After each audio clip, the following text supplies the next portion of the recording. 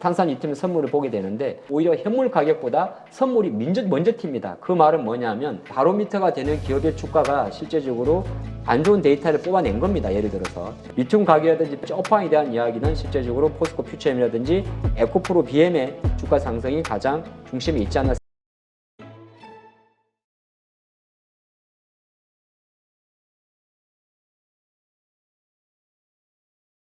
자, 지금 우리 증시 사실 좀 앞으로 계속 좀 강세장이 이어지지 않겠냐, 상승장이 이어지지 않겠냐가 이제 일반적인 시각이란 말이죠. 네. 약간 지금 조정을 받긴 하지만 이러한 어떤 시각의 변동성을 줄 만한 해외 변수 어떤 것들이 있을까요?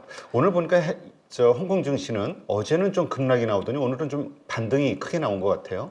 네, 홍콩 원화는 어제 한 3% 정도의 약세 변동성이 나왔었고 오늘 같은 경우는 좀 되돌림이 나왔는데 홍콩 원래 본토보다 되게 변동성이 좀 큽니다. 크고 아마 양해가 진행 중인 상황에서 어저께 이제 약간 본토는 ETF를 잡아놓고 홍콩 같은 경우는 변동성, 근데 특히나 그게 이제 기술적 변동성이 좀 많았었기 때문에 지금 중국 관련 경우는 올해 제시했던 그 5%의 목표치에 대해서 설왕설래가 많고 뭐 확실한 경기 부양책이 없다고 말은 많긴 많습니다만은 어느 정도 하방 지지를 본다 그런 관점으로 보시면 좋을 것 같다는 생각을 좀 해봤고요.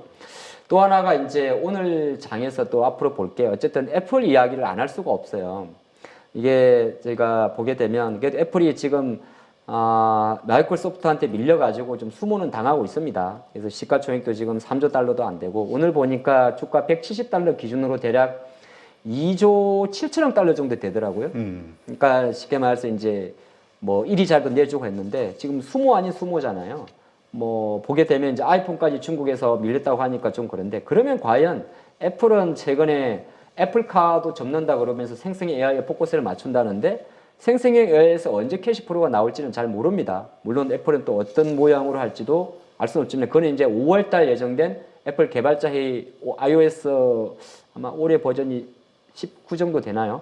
거기서 조금 힌트를 얻을 수가 있는데 그 전까지는 약간은 다른 관점에 놓고 보면 시장에서 나온 이야기가 그런 게 좀 있어요. 이 바로 여기 폴드볼과 상관이 있는데 애플이 어쩌면 폴드볼로 가지 않고 바로 아이패드 폴드볼로 간다는 설도 좀 없지 않아 있습니다.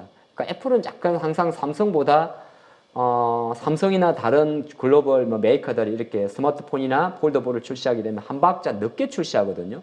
간을 보면서. 근데 지금 시장에서 나오는 이야기는 약간 뭐 지켜는 봐 있습니다만 아이패드, 그러니까 아이폰 폴더보다 이거는 삼성 폴더죠. 아이폰 폴더보다는 아이패드 폴더가 나올 수 있는 가능성이 있지 않나 그 아이디어를 잠깐 생각해 봤거든요. 근데 그걸 가지고 오늘 삼성 디스플레이에서 발표했던 요 내용을 한번 좀 짚어봤더니 삼성 디스플레이가 이런 이야기를 합니다.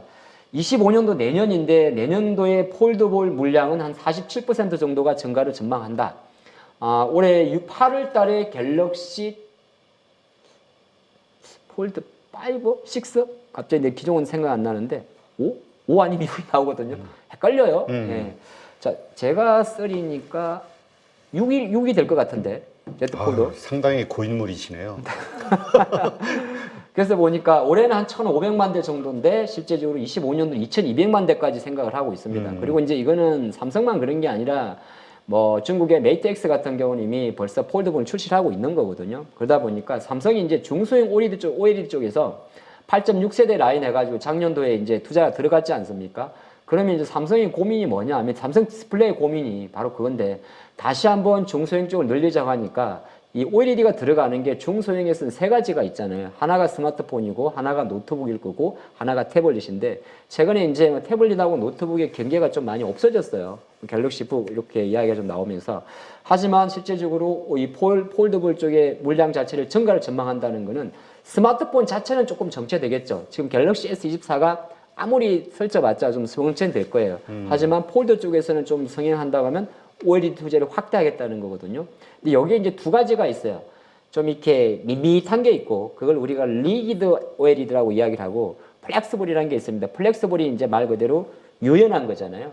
유연한 게 쉽게 말해서 폴더블 쪽에 들어가는 플렉스블 OLED가 되는데 이쪽에 이제 투자를 좀 확대할 수 있는 가능성과 전망이 좀 높다고 본다면 사실 이 관련 기업들은 아직까지는 뭐 그렇게 많이 움직이진 않아요. 근데 어느 정도 설비 투자가 들어간다고 한다면 아직은 제가 볼 때는 선익시스템 같은 종목들이 갑자기 생각이 나는데 꼭 오늘 올라서만 하는 게 아니라 실제로 선익 시스템이 최근에 보통 이런 같은 경우는 어떤 시그널이 잡히냐 하면 최근에 수주라든지 시설 투자가 나오게 됩니다. 물론 최근 선익 시스템의 수주는 마이크로 OLED 디스플레이 양산용 청산 장비고 중국 업체에 들어가긴 했습니다만은 가끔씩 중국은 중국대로 한국은 한국대로 계속 설비가 들어간단 말이죠. 그런 관점에서는 디스플레이 관련주들은 반도체나 2차 전지보다는 조금 다른 모멘텀 종목이긴 합니다만은 일정 부분 선익 시스템 또는 이제 지금은 좀 잊혀진 종목이 있을 거예요. P&H 테크라고. 예. H죠. 예. 이런 종목들이 아직은 자리는 잡고 있지 않습니다만은 디스플레이 관련주들 이거는 이제 여기 떴다고 해서 무조건 사시면 안 돼요. 우리가 주식이라는 거는 어쨌든 기술적 분석이 후행성이 있다고 하더라도 나름 뭐라고 이야기할까? 그림 자체가 만들어져야 됩니다. 그림이라는 거는 여러 가지 뭐 기술적 분석이 있겠죠. 뭐 거래가 많이 실린 이런 종목에 저가를 이탈하지 않는다. 대량 거래량이 실린 이 시가를 내가 생각하는 이 시세의 허리, 그러니까 쉽게 말해서 지수는 활용한다. 이런 걸 조금 보시면서 보는데 아직까지는 세진 않습니다만은 그래도 삼성이라든지 이런 기업들이 투자를 확대하고 있다는 것에 대해서는 이거는 이제 지금 당장 이슈보다 약간 시장은 이제 미리 준비할 필요가 있거든요. 네. 이 제가 왜 이야기를 했냐면 오늘 기업 중에서 JNTC라는 기업이 있어요. 아니 OLED와 관련해서 많이 올해도 상당히 많은 분들이 기대를 좀 했는데 관련주들의 움직임이 그렇게 좋지는 않았어요. 그렇죠. 그게 이제 어떻게 보게 되면 이 친구들의 문제라기보다는 뭐 주가라는 게 그렇잖아요. 시장의 수급에 쏠림이 만들어내는 거잖아요. 근데 JNTC 같은 경우도 사실 제가 투자를 바라보는 투자 모멘텀은 자동차용 강화율이에요. 자동차용 강화율을 가지고 이쪽을 계속 보는데 오늘은 생뚱맞게 왜 올랐냐면 애플이 중국에서 2위에서 4위로 밀려버렸다 그러니까 당연히 2위에서 4위 밀렸다는 것은 중국 하웨이의 비중이 높아졌다는 거거든요. 그잖아요. 이게 스마트폰 강화율인데 하웨이 쪽 들어가니까 그냥 움직인 거거든요.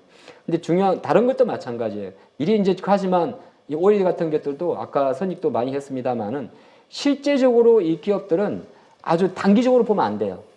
왜냐하면 디스플레이는 우리가 생각할 때 소비재의 성격을 갖고 있습니다. 소비재. 그러니까 쉽게 말해서 금리에 민감할 수 있고 경기에 민감하거든요. 그래서 주도주는 아니에요. 모멘텀 쪽으로만 보시는 게 좋다 그 말씀을 좀 드리겠고 2차 전지 좀 궁금하신 분들만 오늘 좀 많이 내렸어요. 근데 이제 맨날 이거 보거든요. 이게 뭐냐면 탄산 리튬 선물 가격의 추이입니다.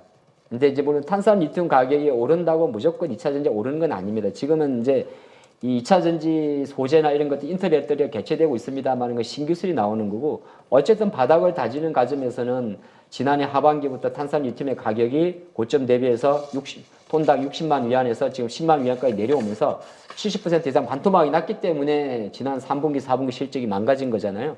탄산 리튬 선물을 보게 되는데 이건 조금 올랐는데 이제 미래에셋에서 이걸 정말 정리를 잘 해줬어요. 이거는 우리가 항상 가끔 텔레그램이나 매체에서 보는 거는 탄산 리튬 선물 가격의 추이고요.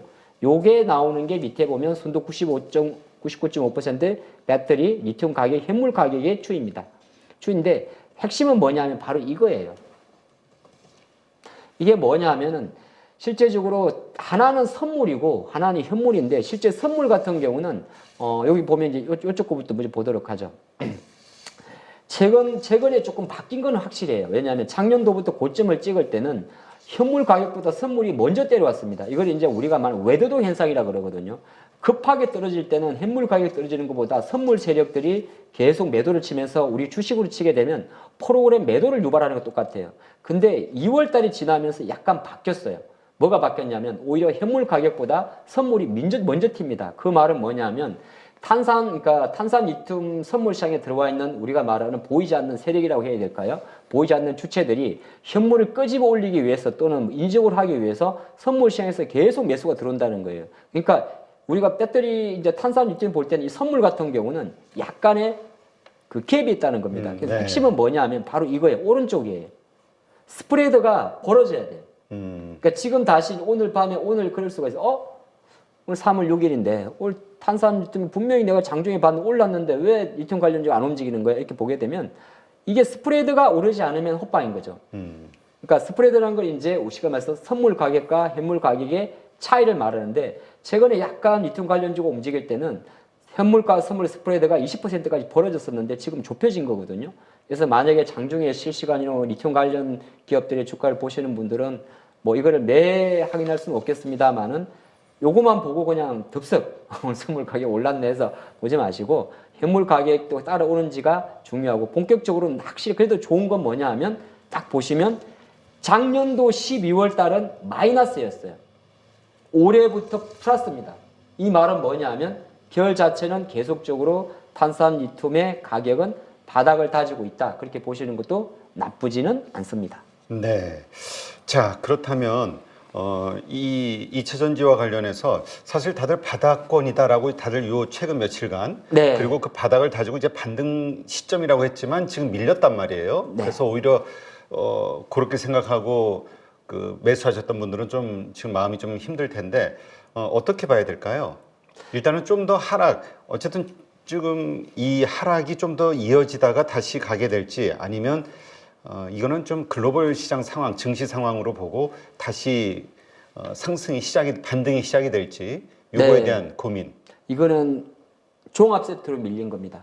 종합 세트라는 건 뭐냐면 일단은 2차 전지 뭐 에코프로 BM도 그렇고 아까 보면 포스코 퓨처엠도 그렇고 실제적으로 LNF를 같이 보시면 될 것 같은데 이 종목들 같은 경우는 실제적으로 최근 한 3일 동안 하락한 이유는 직간접적으로는 첫 번째는 그러니까 이거 팔고 누가 뭐 하이닉스 사고 그 밸류업 사서 꼭 그런 건 아니고요.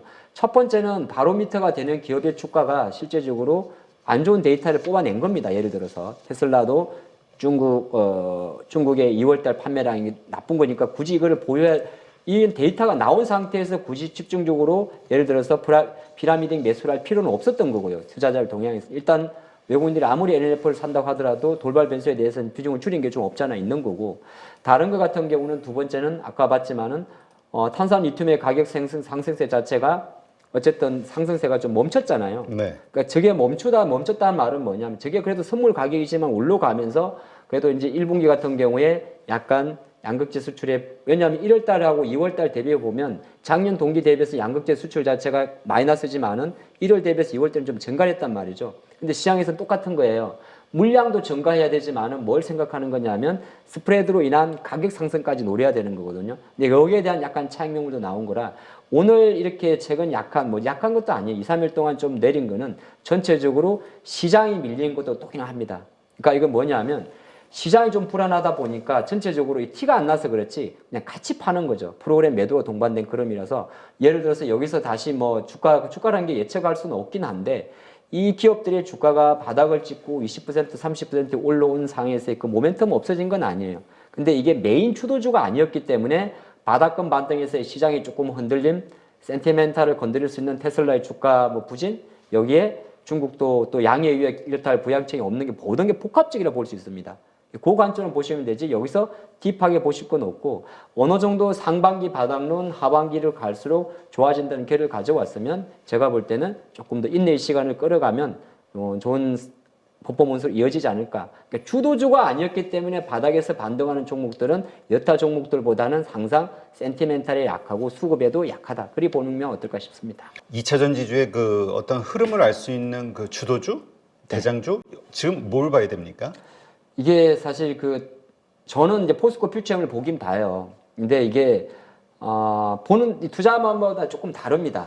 투자분은 다른데 그냥 제가 나온 김에 보게 되면 포스코 홀딩스 같은 경우는 이제 저는 이게 이제 주주총회 이벤트, 차기 회장 이벤트, 밸류업 이벤트 이렇게 좀 생각을 하고 있어요. 그리고 이제 왜냐하면 이 지주회사의 성격을 갖고 있기 때문에 투자 포인트 자체가 밸류업 쪽에 포커스를 맞출 수밖에 없을 것 같습니다. 뭐 자사주 소각이라든지 차기 회장 선임에 따른 불확실성 이렇게 볼 수가 있는 것 같고 이렇게 보는 거고 이제 지금 마침 이제 뭐 인터 배터리도 진행하고 차세대 배터리에 대한 뭐 콩쿠르 이런 같은 경우는 포스코 퓨처엠을 좀 보는 건데 지금 인터 배터리에서 나오는 여러 가지 이야기들 뭐 에코프로 그룹도 실제적으로 보면 우리도 음극재도 한다고 하고 많이 이야기를 하거든요. 그거 자체는 주가에는 대형주기 때문에 크게 도움은 되질 않습니다. 왜냐하면 메인 사업에 대한 힘 자체가 들어와야 되기 때문에 그래서 인터 배터리에서 나오는 차세대 배터리나 전고체 배터리 같은 경우는 작은 종목들에 대한 변동성을 가져오는 거고 리튬 가격이라든지 반도체 업황에 대한 이야기는 실제적으로 포스코 퓨처엠이라든지 에코프로 BM의 주가 상승이 가장 중심에 있지 않나 생각을 합니다. 근데 아쉽게도 주가는 좀 쉬어 있는데 이게 제가 생각할 때는 양극재 좀 메인으로 봐야 되고요. 이 친구들이 올라오기 전에 먼저 상승한 종목들이 있습니다. 흑자 전환이 그러니까 같은 실적 분석에서 조금의 이제 상대적으로 리튬 가격 리스크가 좀 덜하다고 판단됐던 뭐 코스모 신소재나 이런 기업들이 있었겠죠. 근데 지금의 상황은 다 똑같은 거거든요. 저는 그래서 지금은 코스모 신소재의 어떤 상대적 2월 대비 밸류가 여타 포스코 퓨처엠이나 에코프로 BM보다 리튬 가격에 대한 변동성 자체가 낮기 때문에 상대적으로 돋보이는 흐름 자체는 결과론적으로는 저는 똑같다 생각을 하고 있습니다. 그래서 양극재 업체들의 주가가 반등하는 것 자체가 메인이다 그렇게 보시면 좋을 거고, 여기에 부차적으로 있는 에코프로의 액면 분할이라든지 에코프로 BM의 코스피 이전행은 실제적으로 그 개별기에 대한 모멘텀이지 2차전지 전체 산업에 대한 흐름과는 좀 궤적을 달리하고 있고, 그 관점을 보시면 좋을 것 같습니다. 네, 하여튼 2차 전지주 또 워낙 그 물리신 분들이 많이 있어서 뭔가 좀 이렇게 반등이 나오면서 좀 마음이 좀 그 풀어졌으면 좋겠다 이런 기대를 좀 해보는데 어쨌건 앞으로의 증시 흐름 이게 이제 좀 많이 중요할 것 같아요. 그 가운데는 저 PBR주에 대한 정부의 어떤 대책이 후속적으로 계속 뭐가 나오느냐 이게 시장에 대한 투자 심리를 끌어올릴 것 같기도 하고, 앞으로의 전망, 증시 흐름 전망 예상을 어떻게 하시나요? 저는 이제 3월 한 15일을 좀 기다리고 있습니다. 지금은 어차피 지금 미국 증시 같은 경우도 엔비디아향으로 많이 몰려 있습니다만, 이번 주 예정된 파월 의장의 그 연설에는 시장에서 기대할 요인이 생각보다 많이 없지 않겠어요. 이미 페드워치나 그동안 파월의 어떤 스타일을 놓고 봤을 때는 시장 매파적인 발언할 가능성이 좋은데 많은데, 그럼에도 불구하고 미국의 국채 선물의 추이라든지 달러의 흐름을 놓고 보면 파월은 파월대로 해라 그런 분위기거든요. 그럼 우리가 검증된 데이터 디펜던트를 보려고 그러면 다음 주 예정된 미국의 2월달 CPI를 다시 한번 볼 수밖에 없습니다. 근데 그 변동성 자체가 3월 14일 동시 만기와 이게 다 겹치기 때문에 최소한 3월 10 다음 주까지는 정시의 변동성 자체에서 만약에 그런 거 있지 않습니까? 금리에 대한 이슈라든지 그런 거에 자체에서는 조금 뒤로 미룰 수가 있고요. 우리가 미국 FOMC에서 확인할 내용 자체도 3월은 거의 금리가 동일한 그림이기 때문에 아마 3월달 한 달 동안에서 중순까지는 아마 CPI에 대한 경계감 때문에 1월달에 성장교된 배팅은 나올 것 같지가 않습니다. 하지만 CPI에 대한 흐름 자체가 그렇게 나쁘지 않는다면 설령 3월에 금리를 동결한다 하더라도 시장은 5, 6월달로 이어갈 수가 있으면 경기 회복에 대한 모멘텀으로 좀 갈 수 있지 않나, 그렇게 보시는 게 좋을 것 같고, 이제 3월 중순 정도가 지나고 나게 되면 본격적인 주총에 들어가거든요. 주총에 들어가기 전에 아마 지금도 보면 선제적으로 밸류 프로그램에 감안한 액션을 많이 취한다 추정할 수가 있습니다. 대표적인 게 기아 같은 경우도 물론 3월 달에 배당에 대한 기준율도 있습니다만은 셀트리온 같은 경우도 어제 같은 날 굳이 이런 시점에 왜 750억의 자사주 매입을 하냐 이거죠. 그런 관점이기 때문에 충분히 추총 전에 많은 기업들이 선제적으로 그런 카드를 쓸 수가 있습니다. 현대모비스도 마찬가지가 되는 거고요. 그래서 밸류 관련 대형주나 자사주 매입 여력이 있다든지 그러니까 이미 자사주 비중 자체를 뭐 5%나 10% 이상 갖고 있는 기업들은 주총 전에 그런 일정이 나올 가능성도 있기 때문에 밸류 관련 기업들의 주가, 뭐 자동차나 기아 같은 경우는 굳이 공격적인 베팅, 피라미딩 베팅을 통해 가지고 극대화하는 것보다는 보유자의 관점에서는 그렇게 조바심을 낼 필요는 없을 것 같아요. 그 관점을 보시면 좋을 것 같고, 그런 관점에서는 포스코도 아까 말씀드린 대로 충분히 3월 21일에는 주총이 있기 때문에 주총 전에 뭔가 액션을 취할 수 있는 그런 기대감도 좀 보시면 어떨까 생각을 해봤습니다. 네, 알겠습니다. 네, 이제까지 AR인베스트 하창봉 대표와 함께했습니다. 좋은 인사이트 고맙습니다.